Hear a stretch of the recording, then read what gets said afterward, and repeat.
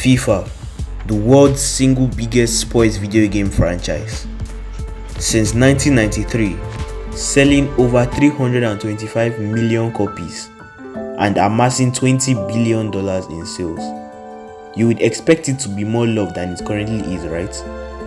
Well, today, we'll be asking why the biggest sports game franchise in the world is also one of the most hated, and hopefully getting our answers at the end of the video. Although EA Sports have parted ways with FIFA, EA Sports FC is a new name, but will virtually still be exactly the same. Remember the good old days of FIFA? I certainly do, when you would play couch co-op with friends and be excited to start a new career mode, whether it be with Barcelona or a road to glory with Brighton, or just listening to Love Me Again or The Nights in the menus, but it just doesn't feel the same.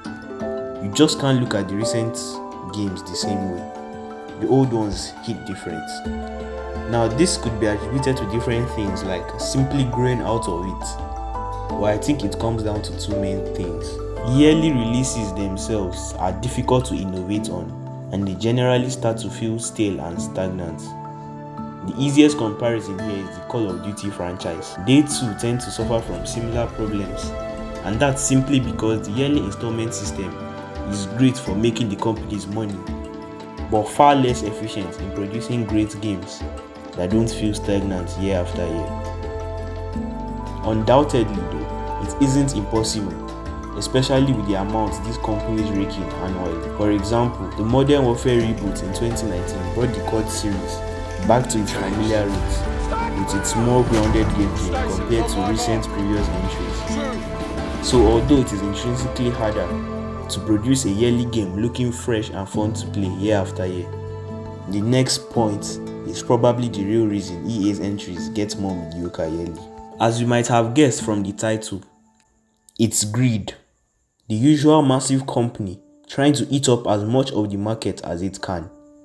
EA found its cash cow in Ultimate Team, focusing all their attention on it year after year. What was once a fun time on the couch and online became an endless grind of gambling-esque loot boxes and 30-game weekend leagues just to stay competitive in the online scene. Regularly releasing 19 variations of a single player with a 0.2 drop rate, it was like plucking money from a tree with how little effort it took. The rest of the game started to suffer as a result, with minimal improvements in graphics yearly and endless bugs in the physics on the pitch. Yearly gaming exploits like FIFA 23's outside foot shots and the alleged scripting rumors at the back end. Career mode, the life of offline play, going years without significant updates. Offline players basically paying full price for updated kits and teams. And pro clubs, a multiplayer mode for friends to team up, remaining stagnant. Instead of improving these core modes, they instead add more half-baked ones like Volta and The Journey, also focusing on new physics and running styles that are often forgotten or abandoned because they are simply not as important as nailing the initial groundwork. And honestly, the saddest part is I doubt things will change as long as Ultimate Team pulls in large numbers annually. They aren't incentivized to change anything no matter how bad the user ratings are and so on. We speak with our wallets, and without solid competition or unified group action. Thank you so much for watching, and since you got this far, you might as well like and subscribe and turn on the little bell to see when next time.